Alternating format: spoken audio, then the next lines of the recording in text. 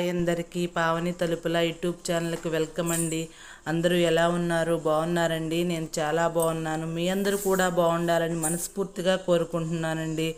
ముందుగా ఈరోజు మార్నింగ్ నుంచి ఈవినింగ్ వరకు నేనేం చేశానో చూసేద్దాం రండి. మీతో షేర్ చేసుకోవాలనుకుంటున్నాను. ముందుగా డైలీ రొటీన్గా చేసుకునే పనులన్నీ చేసుకున్నాను. ఆ తర్వాత ముందుగా నా ఛానల్ సబ్స్క్రైబ్ చేసుకోండి, లైక్ చేయండి, షేర్ చేయండి. ఆ తర్వాత ఇడ్లీ పిండి ఉంటే గోధుమ పిండి కలిపి పెట్టుకున్నానండి. నేను మైదా పిండి వాడను, ఎక్కువ గోధుమ పిండే వాడతానండి. గోధుమ పిండే మన హెల్త్కి మంచిది అంటున్నారు కదండి, అందుకని గోధుమ పిండే ఎక్కువ వాడతాను. అలా కలిపి పెట్టుకుంటే పునుగులు బాగా పొంగుతాయండి, బాగుంటాయి. పిండి నానితే బాగుంటాయి. పిల్లలు ట్యూషన్ నుంచి వచ్చేసారండి. వచ్చేలోగా చట్నీ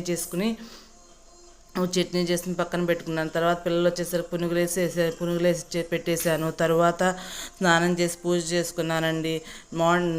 నేను లంచ్ ఏం చేశాను షార్ట్ వీడియోలో అప్లోడ్ చేశాను, చూడండి. తర్వాత అల్మార్లో ఉన్న ప్లాస్టిక్ డబ్బాలన్నీ తీసేసి స్టీల్ డబ్బాల్లో సరుకులు సదురుకుని వాటి మీద పేర్లు రాసుకుని అంటించుకున్నాను.